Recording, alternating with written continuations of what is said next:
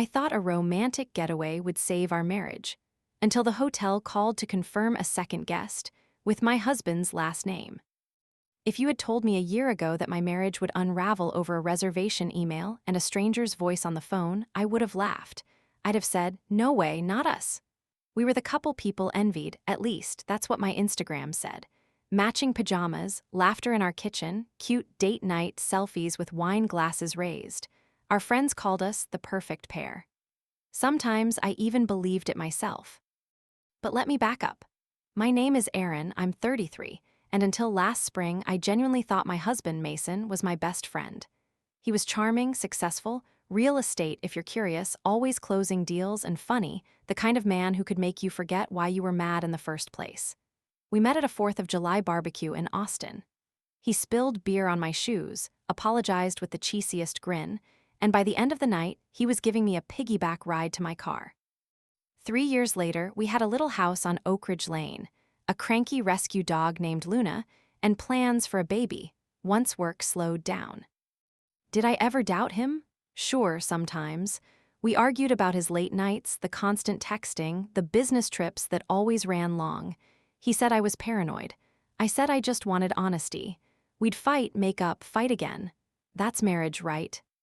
So when things got tense last March, after the third forgotten date night, the snippy replies, the way he'd flinch when I asked to see his phone, I decided to save us the only way I knew how, with surprise. I booked a weekend at our favorite boutique hotel in Fredericksburg, the one with the clawfoot tubs and homemade scones. I planned everything. I called his office, cleared his schedule, even asked his assistant to pack a bag.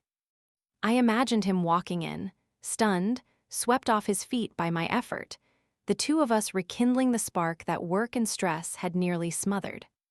The week before the trip, I could barely contain myself. I made playlists for the drive, bought a new dress, left sticky notes in his briefcase with cheesy clues. "Get ready for the best weekend ever," I wrote, with a hand-drawn heart. But 3 days before we were set to leave, the hotel called. I thought it was to confirm our check-in. The woman on the line was polite, her voice light and efficient. "Mrs. Taylor, just confirming your reservation for the weekend. I also wanted to check, you requested to add a second guest to your suite, a Mrs. Taylor as well. Should I list her as your spouse?" I froze. I'm Mrs. Taylor," I said, the words thick in my mouth. A pause. "Oh, of course, my apologies. It just shows 2 Mrs. Taylors on the reservation." It was a simple mistake, maybe a glitch, but something in her tone set my skin prickling.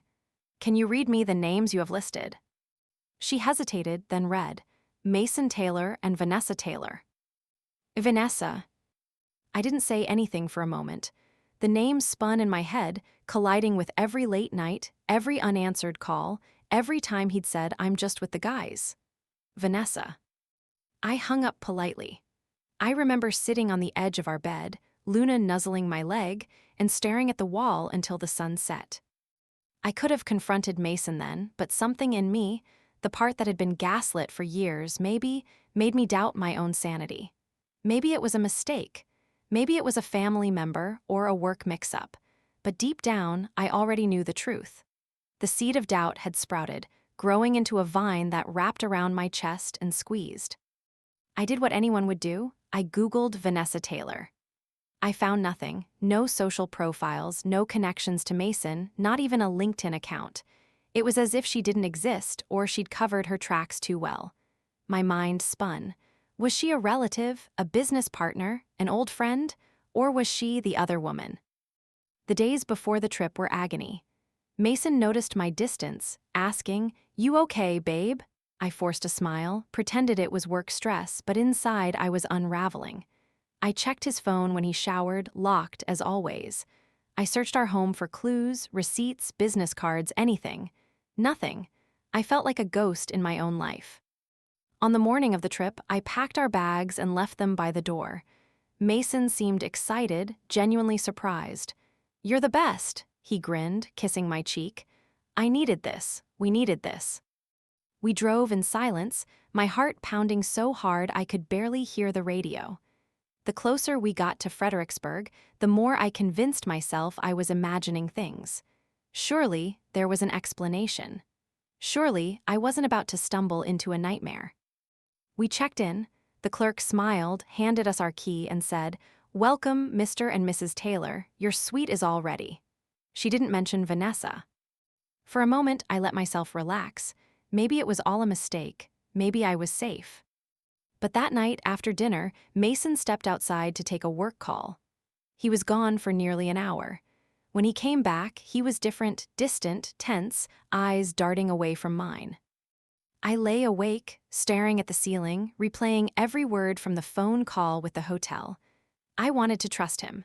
I wanted to believe in our marriage. But doubt gnawed at me, a relentless ache that wouldn't let go. If only I had known just how right I was to worry. I didn't sleep a wink that night.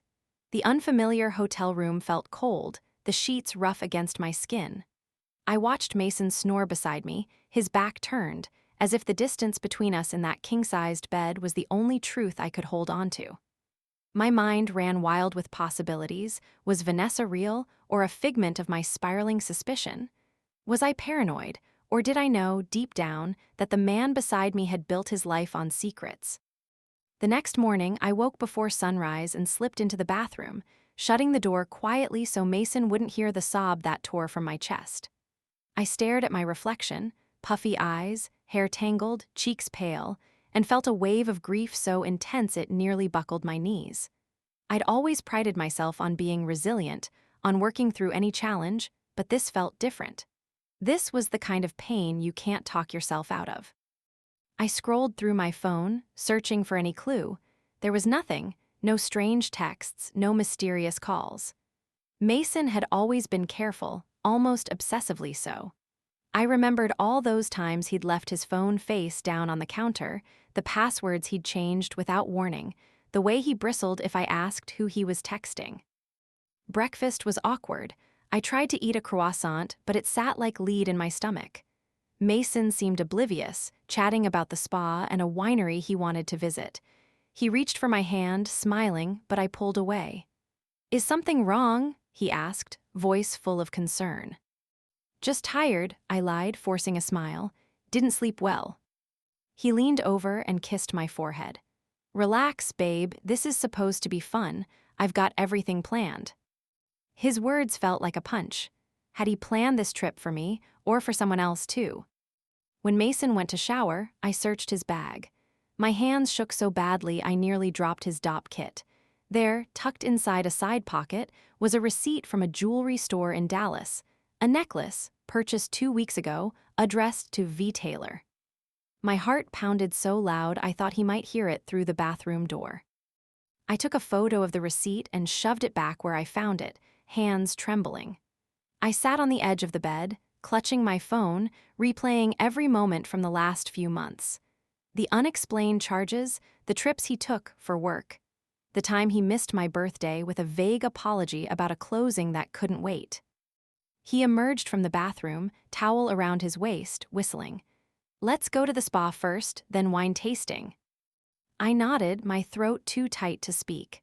I watched him get dressed, the familiar way he adjusted his cufflinks, the aftershave I'd bought him for Christmas. Everything looked normal, but nothing felt real. We spent the day playing pretend tourists at the spa, sipping champagne, talking about nothing. I watched him flirt with the receptionist, watched how easily he slid into charm mode. Every laugh, every smile, every gentle touch felt rehearsed, like a script he'd memorized for someone else. That afternoon, while Mason napped, I went down to the front desk. My heart pounded in my ears as I approached the receptionist, the same woman who'd checked us in. "Hi," I began, voice trembling. "I wanted to ask about our reservation. When I confirmed a few days ago, I was told there was another guest listed, a Vanessa Taylor. Could you check that for me?" She looked uneasy but nodded, tapping at her keyboard. Yes. There was a second guest added, but the name was removed yesterday. It's just you and Mr. Taylor now." My mouth went dry. "Do you know who made the change?" She glanced around and lowered her voice. "It was a call from Mr. Taylor's number. He asked to cancel the additional guest, said it was a mistake. Do you need to speak with the manager?" No, thank you. I forced a smile and walked away, legs numb. Back in the room, I sat on the bed and stared at Mason, sleeping peacefully. I wanted to shake him awake, to scream, to demand the truth. Instead, I lay down beside him and pretended to nap, listening to his steady breathing, feeling like a stranger in my own marriage. That evening, at dinner, I tried to act normal. I laughed at his jokes, sipped my wine, nodded at his stories. But inside, I was plotting. I needed proof, real proof. I needed to know who Vanessa was, how long she'd been in his life, and why he'd tried to erase her from this weekend. After dinner, Mason suggested a walk in the garden. I excused myself to the bathroom and took his phone from his jacket pocket. The password was new, but I guessed it, our anniversary date. For once, his sentimentality was his downfall. I scrolled through his texts and found a string of messages to a number labeled V. My hands shook as I read. Can't wait for this weekend, miss you already. Rooms all set, same suite as last time. E will never find out, I promise. My stomach dropped, that was me. I took screenshots, emailed them to myself, and put the phone back before he noticed. My hands were icy, my breath shallow. I wanted to vomit. That night, I lay awake again, tears running down my cheeks. I clutched Luna's photo in my phone, wishing I could be home with her, wishing I could turn back time. But I couldn't. The truth was out, and there was no going back. Looking back now, I see that was the moment I stopped being afraid and started getting angry. The next morning, something in me had changed. Grief gave way to a cold, calculated focus. Instead of drowning in questions, I started hunting for answers. I had proof. The messages, the jewelry receipt, the hotel's own records.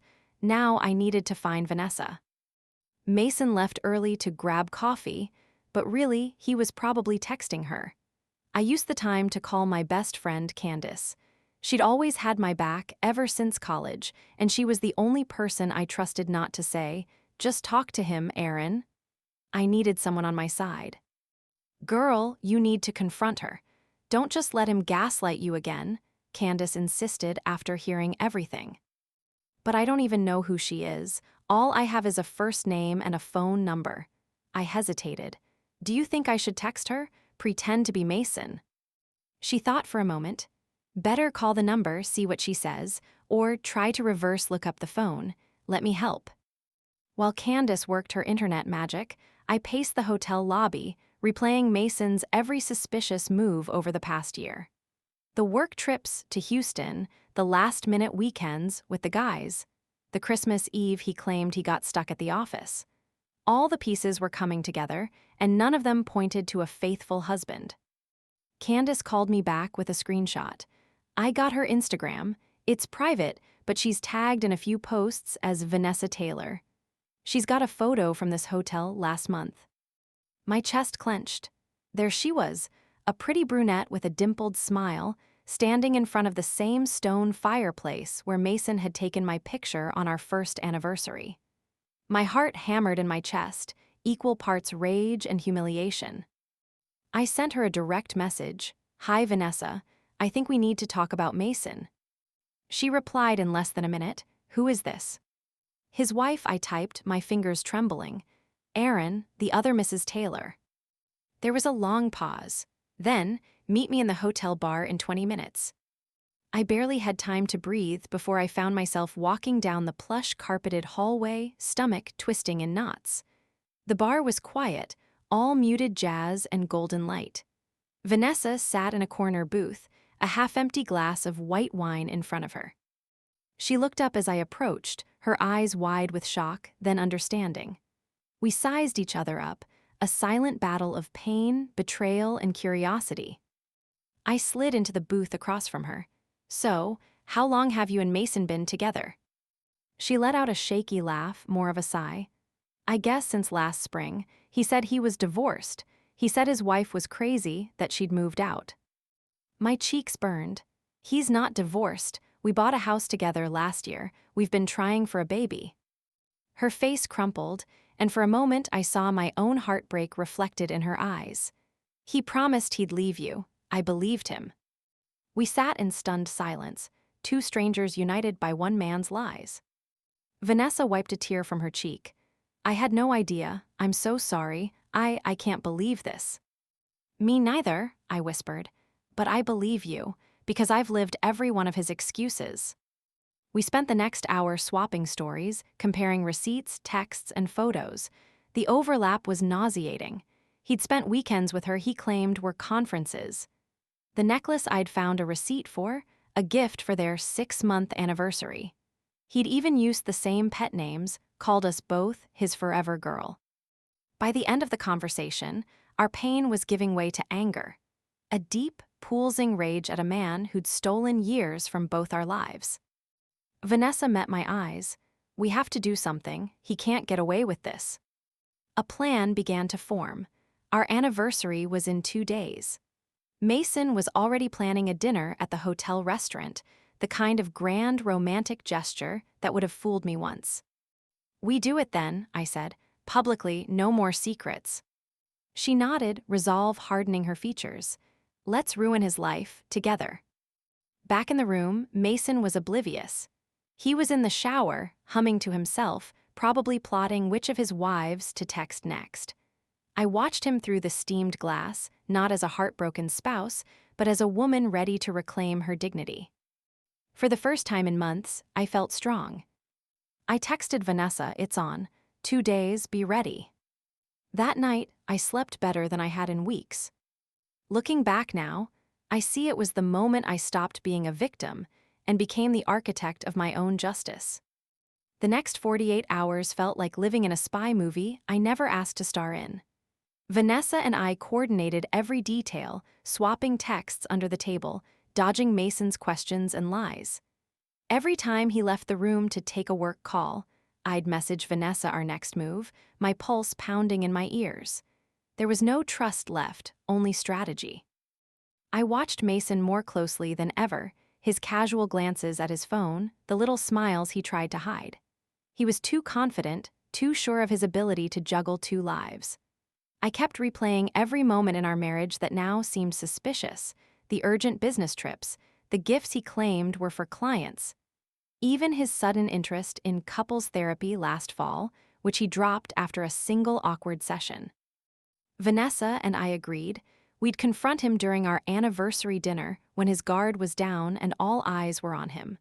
We needed a witness, so I invited Candace, playing it off as a surprise guest. Vanessa said she'd show up late, pretending to be an innocent bystander until the reveal.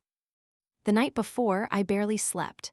I kept thinking about how different things had been a year ago, how I'd planned that same hotel stay as a celebration of love, not a battlefield for truth. I was angry at Mason, furious at myself, but strangely proud, too. I wasn't hiding anymore.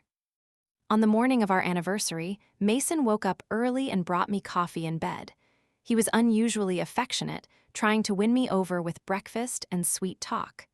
Happy anniversary, babe. Here's to many more years together. His words felt hollow, but I played along, my performance nearly Oscar-worthy. I dressed carefully for dinner, red dress, simple gold necklace, the kind of look he always said made me look like his forever. I wondered if he'd said the same to Vanessa. Probably. At the restaurant, the hostess led us to a corner table. Candace arrived, giving Mason a big hug and playing her role to perfection. Mason seemed pleased, maybe a little nervous, but he didn't suspect a thing. We ordered wine, toasted our anniversary, and I let him talk about his job, his plans, how lucky he felt to have me by his side. I almost laughed at the absurdity of it. Halfway through dinner, Vanessa walked in. She wore a navy dress and a fierce, determined expression. Mason saw her and froze, wine glass halfway to his lips. His eyes darted between us, calculating, panicking, searching for a way out. I stood up and waved her over, my voice clear. Mason, I'd like you to meet someone. This is Vanessa Taylor. I believe you know her. The whole restaurant seemed to hold its breath. Candace's jaw dropped in a perfect act. Vanessa slid into the empty seat beside me and set her phone on the table, screen up. She'd already cued screenshots of his messages. One by one, she began to read them aloud. Can't wait for this weekend. Miss you already. Rooms all set, same suite as last time. E will never find out, I promise. Mason's face turned the color of ash. Erin, I can explain, he started, but I cut him off. Save it, we know everything. People at other tables stared openly. The manager hovered, unsure whether to intervene. I met Vanessa's eyes and nodded. It was time for the final act. Candace, bless her, pulled out her phone and hit record. For posterity, she said sweetly. Vanessa's voice was calm but deadly. Mason, you told me you were divorced. You said you wanted a future with me. He opened his mouth, but nothing came out. His hands shook, and for the first time, I saw him as he really was, not a confident husband or a smooth liar, but a coward, exposed in the harshest light. I believed you, Vanessa said quietly, but you lied to both of us. I looked at Mason, and for a brief, painful moment, I pitied him, but I didn't let it show. I took a deep breath and said, loud enough for everyone to hear, "You're not just a cheater, Mason, you're a fraud, and now everyone knows." He slumped in his chair, defeated, as the reality crashed down on him. There was no escape, no quick fix, no more lies that could save him. We sat there in silence, the three of us, me, the wife, Vanessa, the other wife, and Mason, the man who'd lost everything with a single phone call. That night, back in my hotel room, I stared out at the darkened city, relief and sorrow swirling together. For the first time in years, I felt free. I texted Vanessa, "Thank you, we did it. Now let's rebuild." She replied, "Sisters, not victims, always." Looking back now, I see that real strength isn't in holding a marriage together at any cost. It's in having the courage to break the silence and start again. The aftermath was messier than I ever imagined. You think the moment of public exposure will be the hardest part, the shock, the shame, the crowd watching your world implode. But the truth is, what comes after is even harder. There's no neat ending, no applause, just broken pieces and awkward silences. Mason left the restaurant in a daze, his phone buzzing nonstop. He tried to call me that night, left voicemails full of apologies, excuses, desperate bargaining. "Please, Erin, I love you, I made a mistake, I need you." I deleted every message. I didn't want his words anymore. They felt like poison. Candace stayed with me that night. We ordered greasy takeout, curled up in hotel robes, and watched reality TV in silence. I cried once, hard, ugly sobs that left me shaking. She held me and said, "You did the right thing. You are so much stronger than you think." Vanessa texted the next morning, "How are you holding up?" I answered honestly, like a hurricane ripped through my life. But for the first time, I'm not drowning. The story spread fast. Someone had filmed the confrontation, of course they did, and within hours, clips were circulating online. Friends texted, shocked and supportive. My parents called, heartsick and furious, promising to fly in if I needed them. Mason's parents sent a stiff, formal email, "We're sorry for your pain. We hope you and Mason can work things out." I deleted it too. I found myself drifting through the days, numb and exhausted. I packed my suitcase, checked out of the hotel, and drove home alone. Luna greeted me at the door, tail wagging, blissfully unaware that our family was forever changed. I sank to the floor and hugged her tight, whispering, "It's just us now, girl." The first weeks were all logistics, canceling joint accounts, meeting with a divorce attorney, changing locks, boxing up Mason's things. Every time I touched his shirts or found another photo of us smiling, my heart broke all over again. But I kept going. Step by step, I reclaimed my space. Vanessa and I stayed in touch. We joked about starting a podcast, how to survive being the other Mrs. Taylor. But mostly, we helped each other heal. She moved out of her apartment, got a new job in another city, started therapy. We compared notes on everything: how to sleep through the night, how to trust again, how to forgive ourselves for believing his lies. One day, I found a letter from Mason tucked in my mailbox. I almost threw it away, but curiosity won out. It was 4 pages long, a rambling confession that tried to explain everything: his childhood, his fears, his need to feel loved. He never once truly apologized. I burned the letter in the backyard, watching the ashes swirl up into the sky. The weight on my chest eased.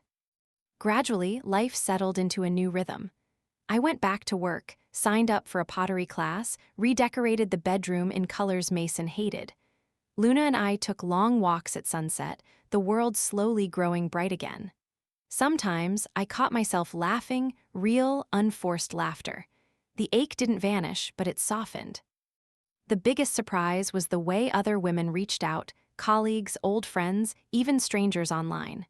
They told me their stories, hidden affairs, secret wives, double lives. We formed a quiet sisterhood, bound by betrayal and resilience. I wasn't alone. I never would be again. Through it all, Vanessa and I became real friends. She sent me a picture from her new city, smiling, hopeful, alive. "Here, to new beginnings," she wrote.